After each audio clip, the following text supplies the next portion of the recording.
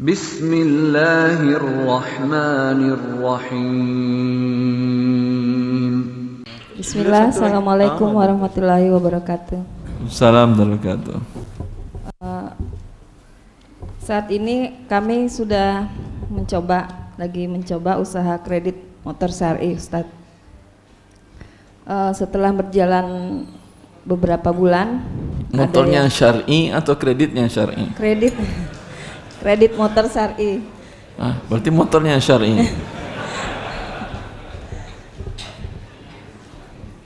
Terus? Setelah berjalan beberapa bulan, Kredit motor syar'i berarti antara pengendara dengan penumpang harus ada hijab ya. jual beli Terus? syar'i, Ustadz. Maksudnya, Jual beli setelah syar'i, berjalan beberapa bulan, ada Bagaimana yang lancar. bentuk SOP-nya yang syar'i jual beli kreditnya itu? Jadi bentuknya saya membeli motor dulu dengan cara cash, dan orang yang memesan itu Setelah ada pemesan atau sebelum? setelah ada yang mesan. Jadi Kalau dia nggak jadi beli? ya nggak bisa. Kok nggak bisa? Nggak ada yang. Berarti sudah dia akad Anda jual sebelum barang Anda beli. Iya. Iya Ustadz. Tadi sama nggak dengan yang tadi online tadi? Sama. Ini offline ada ribanya juga seperti ada riba online tadi juga. Umumnya orang seperti itu. Dia mau dagang, mau untung tapi nggak siap risiko. Lihat orang dagang ya, orang dagang beras, orang dagang baju, dagang mobil, segala macam. Itu mereka miliki dulu sebelum ada pemesan atau setelah berpesan baru dia beli. Kalau yang toko dari masa ke masa, mereka siap dengan semua risiko. Dia beli berton-ton beras, belum tentu ada orang beli sekilo hari itu, ya atau tidak? Tapi risiko sudah ada tangannya, besok busuk, besok kena hujan. Itu yang boleh dapat untung. Ini dia nggak mau risiko, mau untung saja. Tukang riba seperti ini ya.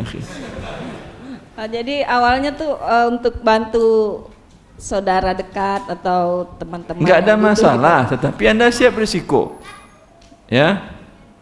Ya Ustaz. Yaitu dia ketika pesan tidak ada ikatan apapun juga, tidak ada DP, tidak ada keharusan dia membeli. Karena bila ada keharusan dan membeli barang belum Anda miliki, ini nas dari Imam Syafi'i dalam kitab Al-Saya nukil di buku Harta Haram.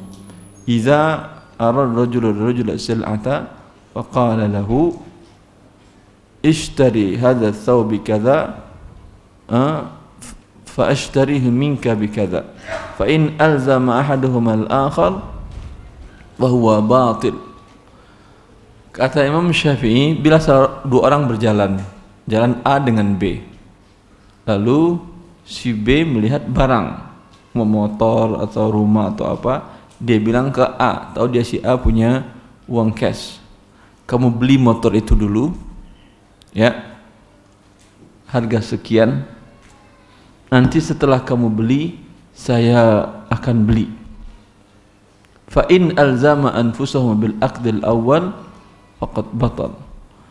Bila si pembeli tadi, kan dia suruh beli kan ya? Si pembeli tadi mengatakan, saya sudah beli, kamu wajib beli dari saya, ya, batal akadnya. Kenapa? Karena dia menjual barang yang dia belum miliki. Maka ketika dia beli tadi, dia harus tahu bahwa itu dia hanya ngomong saja. Bisa jadi dia beli, bisa jadi tidak. Di sana ada risiko. Ketika dia jadi beli, alhamdulillah. Ketika tidak dibeli, risiko Anda. Biasanya orang nggak siap seperti ini, apalagi bank. Apa Ustaz? Jadi Tapi ada bank yang ingin sesuai dengan syariat Allah, mereka siap risiko, nggak ada masalah bagi mereka. Karena nggak jadi yang ini, yang lain juga bisa beli, atau dia bisa buat akad kepada si pemilik barang, supplier, akad khiyar syarat. Saya tahu Bank Rojihi itu yang mereka lakukan. Orang beli mobil dari mereka, Lexus, Land Cruiser, Camry dan lain-lain, ke bank syariah, Bank Rojihi. Itu sebelum orang datang, di mereka sudah ada di gudangnya Lexus sekian, ini sekian, ini sekian. Ya. Dia beli dari dealer dengan akad khiyar. Yaitu kami beli cash sekarang, tapi kami ada hak khiyar selama sebulan. Ya. Artinya pembeli nggak jadi beli, orang nggak jadi beli, dia bisa kembalikan ke dealer, uangnya kembali penuh tanpa ada kurang. Hah? Mau nggak kira-kira dealer?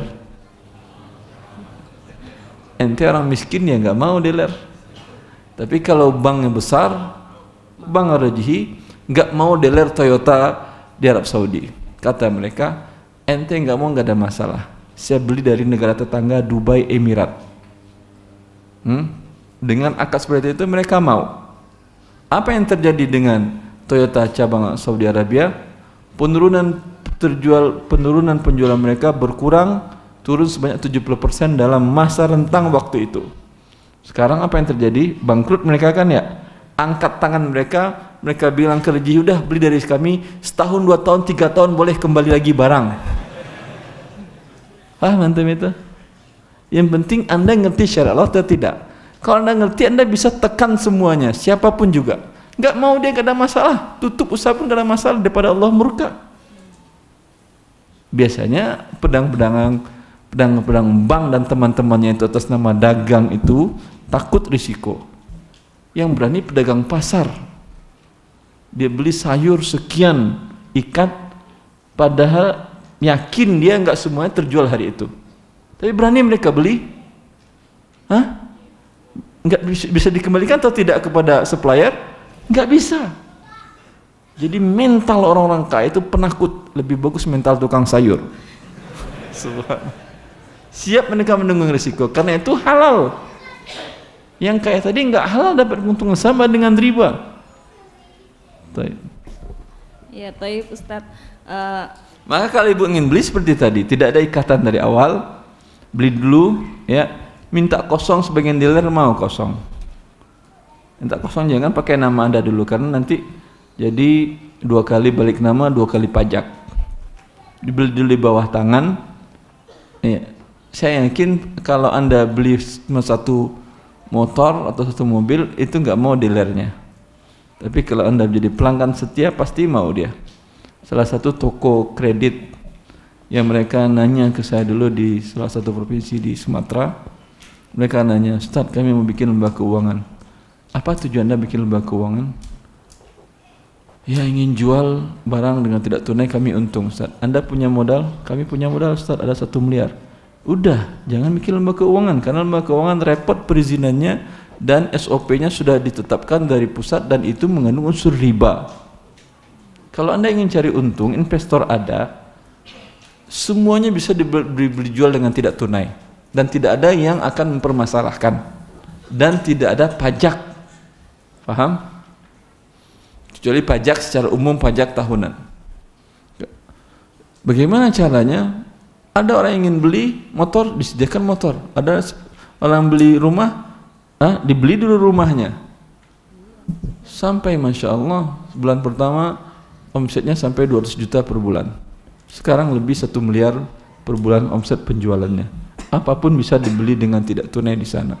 Saya bilang, bagaimana Anda memitigasi risiko bila yang nggak bayar? Alhamdulillah, Ustaz, selama ini nggak ada yang bermasalah. Kenapa? Karena kami jual hanya kepada teman-teman yang sudah ikut kajian yang sering kami kenal. Kami tahu dia takut kepada Allah, itu bagus ya akhi. Sehingga membuat orang, saya pengen beli rumah, rajin sholat lah, nggak boleh bohong lah, biar saya dapat beli secara angsuran tadi. Namanya toko angsuran syar'i. Sekarang sampai di banyak kota minta buat buka cabang di situ. Lebih untung daripada izin pendirian BMT atau pendirian lembaga keuangan, karena izin pendirian keuangan nggak gampang dan auditnya pun nggak gampang dan SOP-nya harus ikut mereka. Kalau toko, siapa yang melarang Anda untuk jual tidak tunai? Dengan begini, banyak perumahan-perumahan pun menjual rumah dengan langsung tanpa lembaga keuangan. Tadi kan yang cerita teman tadi, beliau datang ke bank syariah. Bank syariah ngambil margin atau tidak? Kalau dia langsung antara dia dengan pemilik rumah, pasti lebih murah. Tidak seperti itu harganya. Ada salah seorang, pernah sering saya sampaikan kan ya, ada orang yang kasus dia beli ruko di Bogor, itu pemilik rukonya non muslim. Dia jual cash 2 miliar.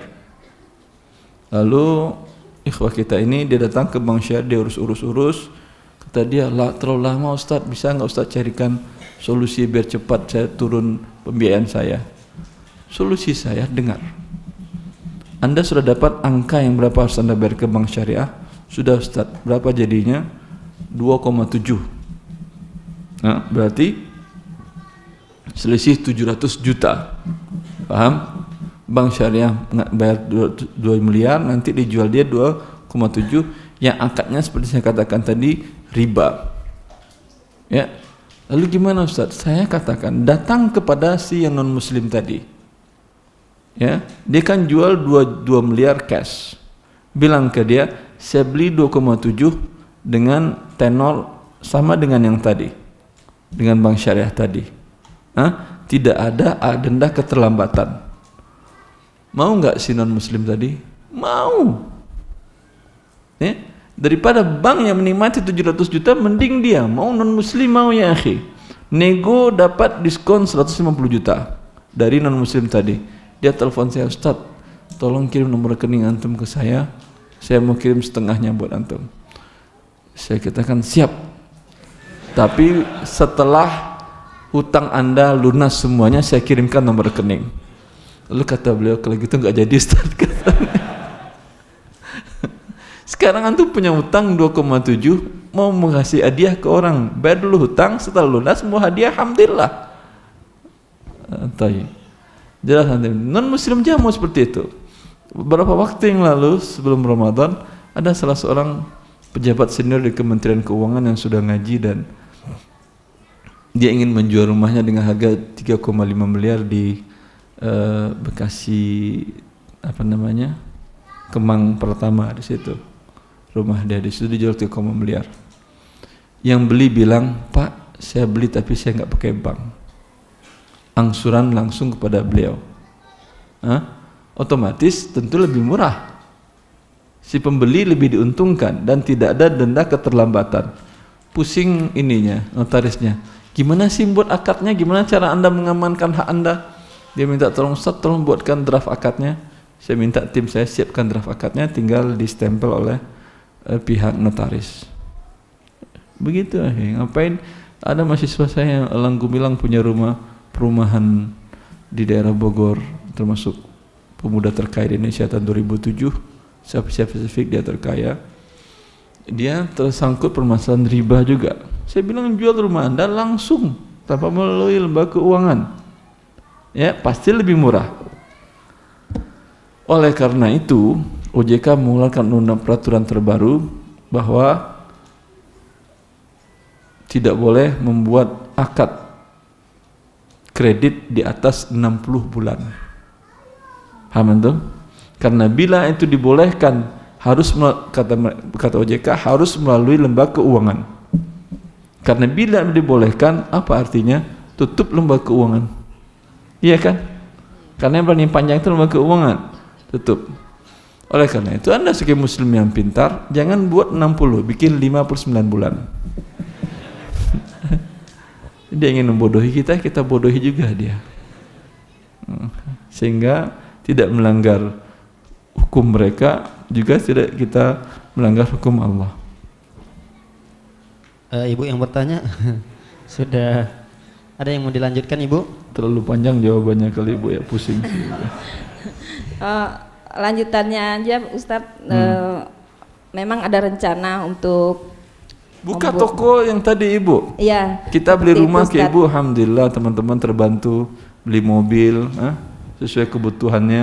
Tapi Ibu syaratkan yang beli itu lihat dulu, verifikasi dulu. Iya, mampu atau tidak dia bayar. Nanti asal beli aja kemudian dia bayar dia. Masalahnya kredit macetnya ini Ustadz, kita kan tidak ada denda, tidak ada. Kan sudah saya katakan tadi.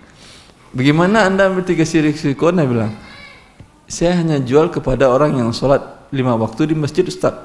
Karena orang yang sholat seperti itu pasti orangnya amanah. Jelas Ibu? Justru sama teman sendiri. Teman sendiri kalau nggak sholat dia, kalau urusan dia kewajibannya kepada Allah tidak dia tunaikan, apalagi kewajibannya kepada manusia. Makanya Ahmad bin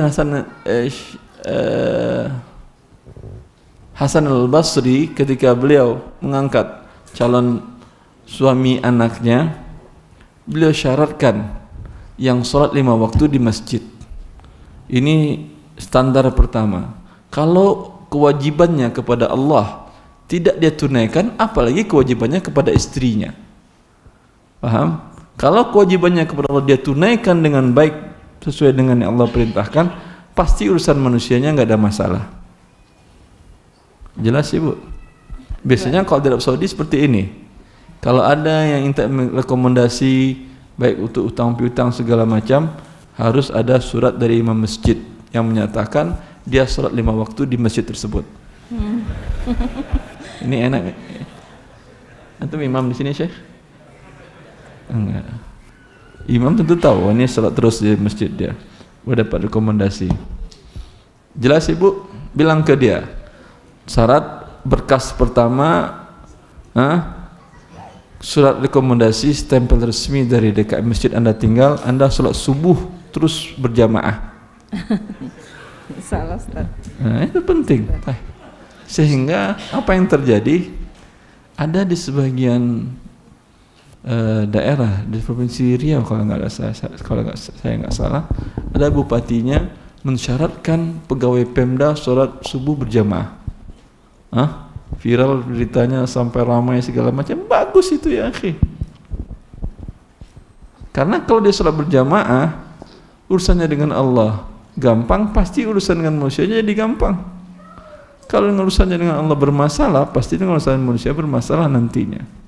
وَلْتَكُنْ مِنْكُمْ أُمَّةٌ يَدْعُونَ إِلَى الْخَيْرِ وَيَأْمُرُونَ بِالْمَعْرُوفِ وَيَنْهَوْنَ عَنِ الْمُنْكَرِ وَأُولَئِكَ هُمُ